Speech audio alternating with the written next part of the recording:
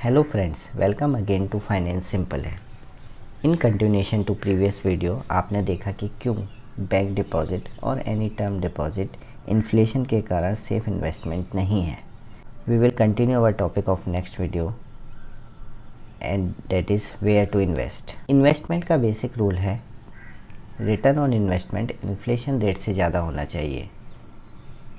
Traditionally we have 3 alternative asset class, but crypto के कारण अब हमारे पास 4 एसेट क्लास है। सबसे पहले रियल इस्टेट, शेयर मार्केट और mutual fund, gold and crypto currency. हम एक इंग्लिश प्रोवर्ब से शुरुआत करते हैं जो मैंने लास्ट वीडियो में भी कहा था कि don't put all egg in one basket, means diversify your investment among asset class. Again, no asset class is no way better than other. हर एसेट क्लास की अपनी कैरेक्टरिस्टिक्स होती है जो एवरी इंडिविजुअल के लिए सूटेबल या अनसूटेबल हो सकती है। हर किसी को अपने सर्किल ऑफ कॉम्पिटेंस की नॉलेज होनी चाहिए और उसी में रहकर इन्वेस्ट करना चाहिए। मतलब हर इंसान सभी मैटर्स में एक्सपर्ट नहीं हो सकता। He should aware what he knows and stick with it. Suppose कि आपको रियल इस्टेट की अच्छी नॉलेज है तो वो आपका सर्किल ऑफ कॉम्पिटेंस है और आपका primary investment area real estate होना चाहिए। In today's informative world, information is available at a click of a button, but what is useful is very important. Now start with gold. Gold as a jewelry is always close to our heart and remains priority family investment in India. इस table में आप year wise average gold price देख सकते हैं।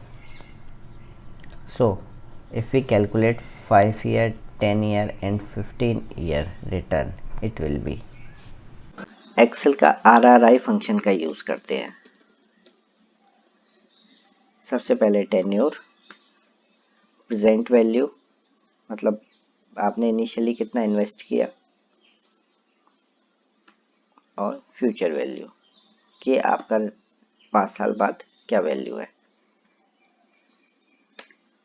ये आ गया 11.53%, मतलब gold ने 5 ईयर में 11.53% का रिटर्न दिया है। सिमिलरली हम 10 ईयर और 15 ईयर के लिए कैलकुलेट कर सकते हैं।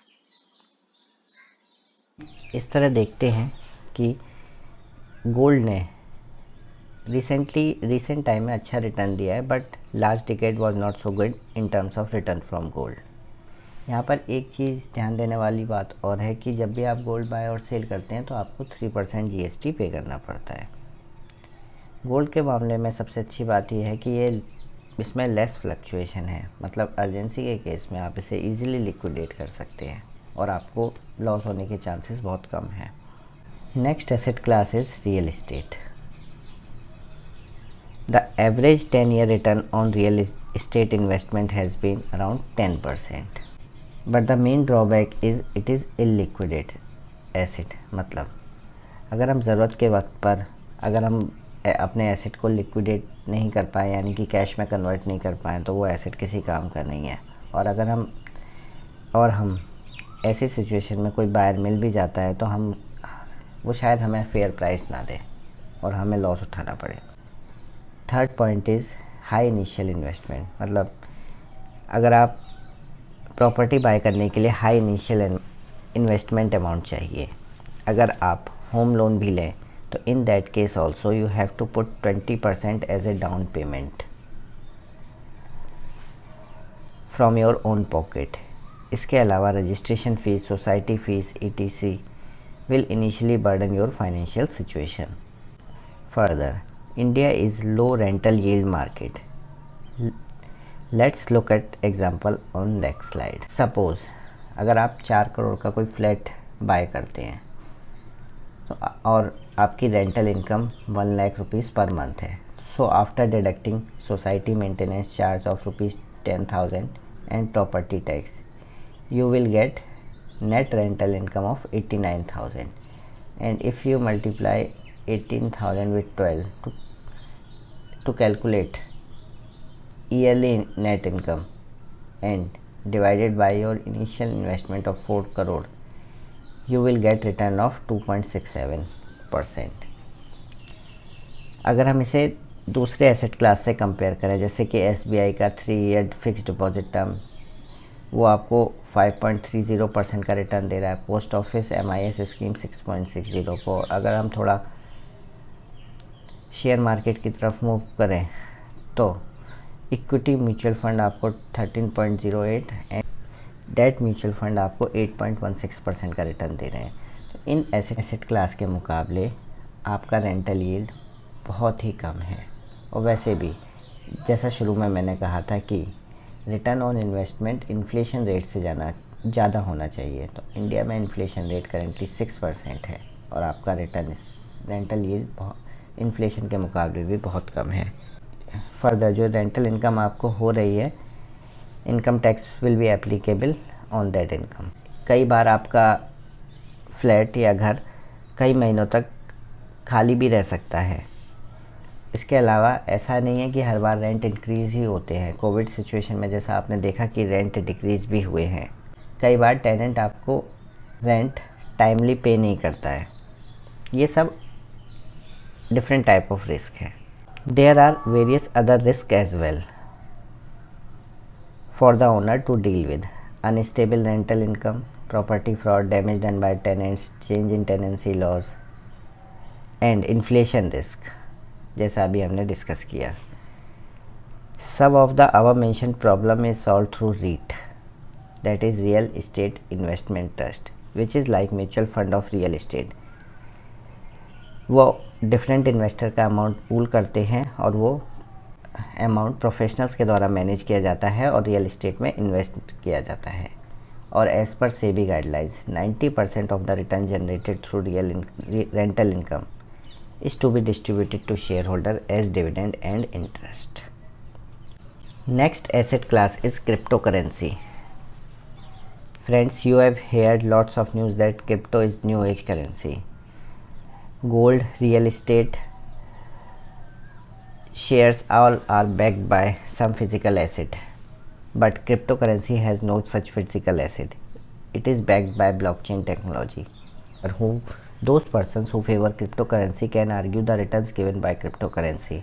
It is true that in last decade crypto has given highest return in all asset class. Crypto is backed by blockchain technology and it is very difficult or impossible to vary or cheat the system. But the biggest benefit it is of cryptocurrency is that it is decentralized currency. आइए समझते हैं। जितनी भी currency हम use करते हैं, चाहे वो रुपए, डॉलर या रूबल, यूरो, ये सेंट्रल बैंक के थ्रू कंट्रोल की जाती हैं। जैसे कि आपने श्रीलंका, वेनेजुएला, जिम्बाब्वे इनकी क्राइसिस में देखा कि गवर्नमेंट की इनएफिशिएंसी के कारण वहाँ की करेंसी का डिवैल्यूएशन हो गया और लोगों की परचेजिंग पावर कम हो गई। मतलब लोग आज वहाँ की करेंसी के 5-10 हज़ार की वैल्यू में भी एक लीटर दूध नहीं खरीद पा रहे हैं। Further geopolitical issues like Russia Ukraine war के कारण Russian fiat currency rouble dollar के रिस्पेक्ट में डिवैल्यू हो गई और इसका नुकसान भी वहाँ के लोगों को सहन करना पड़ा। Crypto is decentralized currency and the decentralization helps keep the currency monopoly free and restrained. So no organization can determine the flow and so the worth of coin, which in turn will keep it stable and secure. पर यहाँ अब हम drawback discuss करते हैं। Crypto का India में legal status clear नहीं है। फाइनेंस मिनिस्टर श्रीमती निर्मला सीतारमण जी ने अपनी हाल की बजट स्पीच में क्रिप्टो पर 30% फ्लैट टैक्स अनाउंस किया है। क्रिप्टो के केस में अभी कोई रेगुलेटर नहीं है, यानी कि किसी धोखाधड़ी के केस में आप कहीं जाकर आप कंप्लेन नहीं कर सकते। क्रिप्टो के माइनिंग में बहुत ज़्यादा पावर कंजम्पशन होता है, तो एक एनवायरमेंटल इशू भी है। इसके अलावा along with 30% tax you have to pay 1% TDS on all digital transfer above a certain size. But यहाँ पे भी एक चीज़ और है कि एक सबसे बड़ा ड्रॉबैक ये भी है कि investor can not offset losses in one trade against gain in other. आइए समझते हैं इस पॉइंट को। सपोज आपने 1 लाख रुपए बिटकॉइन और 1 लाख रुपए इथेरियम, ये दोनों क्रिप्टो करेंसी है, इनमें इन्वेस्ट किया हुआ है और बिटकॉइन पे आपको 10,000 का गेन हुआ, इथेरियम पे आपको 10,000 का लॉस हुआ, तो टोटल गेन आपका 0 हुआ। 10,000 प्लस माइनस 10,000 0। लेकिन जो ये 10,000 गेन हुआ इस पर आपको 30% टैक्स पे करना पड़ेगा, यानी कि 3,000। आपने टोटल इन्वेस्टमेंट किया 2 लाख का, 1 लाख प्लस 1 लाख, और आपका रिटर्न हुआ 1 lakh plus 1 lakh minus 3,000 tax, यानी कि 2 लाख के इन्वेस्टमेंट पे आपको रिटर्न मिला 1,97,000। एसेट क्लॉज ना होने के कारण आपको नेट 3,000 का लॉस बुक करना पड़ेगा। Friends, final asset classes equity और म्यूचुअल फंड। इक्विटी और shares is not about trading papers, it is actually owning a business. आप बिज़नेस की ग्रोथ का हिस्सा बनते हैं और आपका रिटर्न बिज़नेस की ग्रोथ पर डिपेंड करता है। अगर हम एक एग्ज़ाम्पल से समझें, ये एग्ज़ाम्पल सिर्फ एजुकेशन पर्पस के लिए है कि अगर 2001 में रॉयल एनफील्ड की मोटरसाइकिल की कीमत 55,000 रुपये के लगभग थी, तो उस टाइम अगर आपने 55,000 आयशर मोटर्स, जो कि रॉयल एनफील्ड की पेरेंट कंपनी है, में इन्वेस्ट किए होते तो आज यो आपका इन्वेस्टमेंट की वर्थ 4.75 करोड़ होती। ये एक इंटरेस्टिंग फैक्ट है कि सेंसेक्स इंडेक्स जब 1979 से में बना तब से लेकर अभी तक 560 टाइम्स का रिटर्न दिया है, और निफ्टी ने लास्ट 25 ईयर में 14x का रिटर्न दिया है। इस टेबल में हम 1999 से लेकर 2022 तक हाई प्राइस, लो प्राइस और क्लोज प्राइस और एवरेज प्राइस देख सकते हैं। अगर हम 5 ईयर, 10 ईयर और 15 ईयर का रिटर्न कैलकुलेट करें तो हम एक्सेल के सेम RRI फंक्शन का यूज़ करते हैं। RRI tenure,